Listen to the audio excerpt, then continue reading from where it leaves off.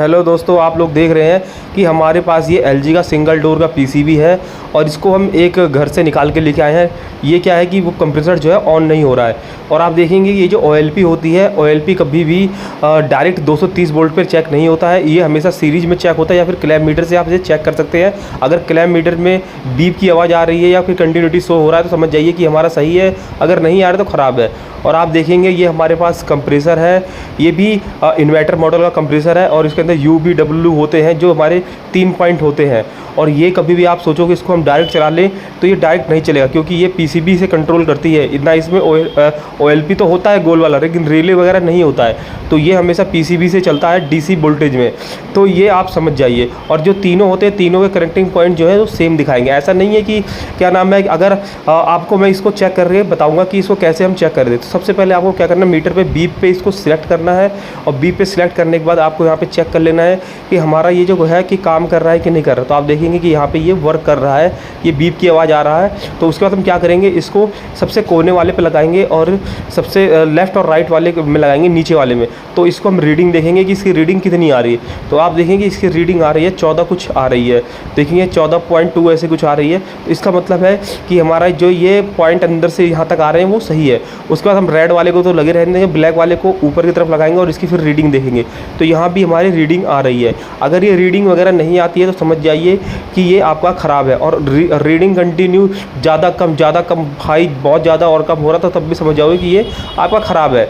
उसके बाद हमें तीनों की रीडिंग इसकी चेक कर लेंगे। अगर तीनों की रीडिंग आती है तो समझ जाइए कि आपका कंप्रेसर जो है वो सही है। उसके बाद आप इसकी शॉर्टिंग चेक करेंगे। तो एक वायर को हमें बॉडी में लगाना है और एक को क्या नाम है, इसको कंटिन्यूटी देखनी है कि इसकी आ रहा है कि नहीं आ रहा है। अगर इसकी कंटिन्यूटी आ रही है तो समझ जाइए कि आपका कंप्रेसर जो है वो शॉर्ट है, और अगर ये नहीं आता है तो समझ जाइए कि आपका ये कंप्रेसर जो है सही है। सो गाइस, अगर आप हमारे चैनल पर नए हैं तो प्लीज़ चैनल को सब्सक्राइब जरूर कर लेना, क्योंकि आप लोग सपोर्ट करते हैं तभी हम वीडियो लेके आते हैं। तो आप देखेंगे ये जो हमारी PCB है, PCB के हम जितने भी वायर है इसको हम निकाल दे रहे हैं और मैं बताऊंगा कि PCB में कहाँ कैसे ये वायर लगेंगे। तो आप देख रहे हैं ये हमने PCB को निकाल दिया है और इसके अंदर मैं बताऊँगा कि इसके अंदर दो तरफ हमारे 230 वोल्टेज चाहिए होते हैं जो हमारा PCB को ऑन करता है। तो आप देखेंगे ये जो जैक होते हैं, इस जैक को जहाँ इसकी जगह होती है ये वहीं लगेगा। ऐसा नहीं है कि ये जैक को आप कहीं भी लगाएंगे तो वो लग जाएगा, तो ऐसा ये नहीं लगेगा, क्योंकि जैक जो होते हैं जैक टू जैक लगते हैं। मतलब कहीं भी ये कोई भी जैक कहीं नहीं लग सकता और ज़बरदस्ती लगाने की कोशिश भी ना करें, नहीं तो ये आपका टूट जाएगा। तो इस चीज़ को आपको ध्यान देना है। तो बहुत से लोग क्या करते हैं, इसको ज़बरदस्ती लगाने की कोशिश करते हैं पिन को देख के, तो ऐसा नहीं है। इसका जो जैक जहाँ सही से बैठेगा, हल्का सा दम लगाने में तो सही। तो आप देखेंगे जी नीचे से हमने ये शॉर्ट कर रखा है, ये हमारा होता है OLP का कनेक्शन होता है। तो कभी कभार क्या होता है कि हम यहाँ पे ये पॉइंट को लगाते हैं, कभी अगर आपकी OLP ख़राब होती है तो कुछ टाइम के लिए आपको इसको शॉर्ट करना है, प्रॉपर शॉर्ट नहीं करना है। अगर प्रॉपर शॉर्ट कर देंगे तो क्या होगा कि आपका कंप्रेसर जो है ओवर हीट होगा या कुछ भी होगा तो ये कट नहीं मारेगा। तो ये चीज़ आपको क्या करना है, थोड़े टाइम के लिए इसको शॉर्ट कर सकते हैं, जैसे आपका OLP वगैरह ख़राब हो या फिर OLP ना आपके पास ना हो तो। और उसके बाद आप देखेंगे ये जो हमारा जो जैक है कंप्रेसर का UVW वाला जैक, तो हम इसको यहाँ पे लगा रहे हैं। उसके बाद लगाने के बाद आप देखेंगे कि OLP है, OLP इसी से अटैच होता है, OLP भी इसी के थ्रू अंदर से आता है। और इसकी जो वायर है इसको मैं बताऊंगा कि इसको कहाँ लगाते हैं। तो OLP क्या करता है, जब जैसे ही ये ओवर हीट होता है या फिर बहुत ज़्यादा जैसे पिस्टन वगैरह जाम हो जाते हैं तो ये OLP जो है कट मार जाता है। तो OLP इसीलिए मतलब इसका एक सेफ्टी डिवाइस होता है। तो आप देखेंगे कि ये जो प्लेट है हमारा बिल्कुल क्लीन है, प्लेट में कोई भी जैक नहीं लगे हैं, बस हमने ये इसका जो तार है जम्फर लगा रखा है एक, जो हमारा OLP लगता है। क्योंकि OLP क्या है, हमें डाउट लग रहा है कि OLP हमारा ख़राब है, तो हमने इसको ये शॉर्ट कर दिया। तो आप भी इसको ऐसे शॉर्ट कर सकते हैं अगर आपकी OLP ख़राब हो तो, अगर आपके पास OLP ना हो तो। उसके बाद आप देखेंगे कि जो सबसे पहले हम ये जो जैक लगाएंगे जो हमारा कंप्रेसर से आ रहा है 3 पॉइंट वाला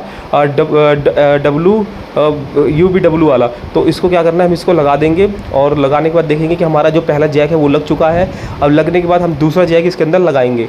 तो आप देखेंगे कि इसी से थ्रू जो हमारा OLP वाला आ रहा है, इसको हमने चाहे लगाए या ना लगाए कोई बात नहीं। अगर हम इसको, हमारे पे ऑप्शन है तो हम इसको लगा भी दे रहे हैं, क्योंकि हमारे पे हमने नीचे भी वैसे भी जम्फर जो है शॉर्ट कर रखा है। तो यहाँ पर हम ये OLP वाला जो जैक है इसको हम यहाँ पर लगा देंगे। तो OLP वाला जब तक जैक नहीं लगेगा या फिर आप नीचे शॉर्ट नहीं करेंगे तो आपका जो PCB है वो ऑन नहीं होगा। ये चीज़ आप ध्यान दें। अगर कभी कस्टमर के घर जाते हैं तो सबसे पहले आपको इसका OLP चेक करना है कि ये OLP आपका ख़राब तो नहीं है। तो आप देखेंगे सीधी लाइन है और ये दोनों जैक हमने लगा दिए हैं। ये जो यहाँ से कंप्रेसर से आ रहा है, एक तो हमने UVW वाला लगा दिया है जैक यहाँ पे, और ये हमने यहाँ पे यहीं से ये OLP में जा रहा है, तो इसको हमने यहाँ पे लगा दिया है। अब हम इसके अंदर लगाएंगे 230 वोल्टेज का करंट देंगे। जिससे हमारी क्या होगी, पीसीबी ऑन होगी। और मैं आपको ये चीज़ बताऊंगा, बहुत चीज़ ये ध्यान देखना बिल्कुल बारीकी से, क्योंकि यहाँ से ये समझने वाली चीज़ें हैं जो आपको समझना पड़ेगा। तो आप देखेंगे ये जो हमारा होता है थर्मोस्टेट का, तो यहाँ पे कम्युनिकेशन वायर होता है जो हमारा थर्मोस्टेट से होके जाता है, और आप देखेंगे यहाँ पे कम्युनिकेशन वायर लगता है, पीछे आपको मैं दिखा देता हूँ। और इसके बाद क्या होता है, यहाँ पे 230 वोल्टेज हम यहाँ पे देंगे, जो हम एक अलग से सप्लाई यहाँ पे देंगे। और इसके बाद क्या देंगे, यहाँ पे एक 230 वोल्टेज हम यहाँ पे भी देंगे। ये जो हमारी मेन जैक आता है, मेन लीड न्यूट्रल फेस आता है, वो हम यहाँ पे देंगे। तो आप देखेंगे कि हमने एक यहाँ पे जुगाड़ बना रखा है, एक न्यूट्रल फेस वायर ले रखा है, और उसी में से एक 2 वायर हमने यहाँ से निकाल रखे हैं, लेफ्ट और राइट।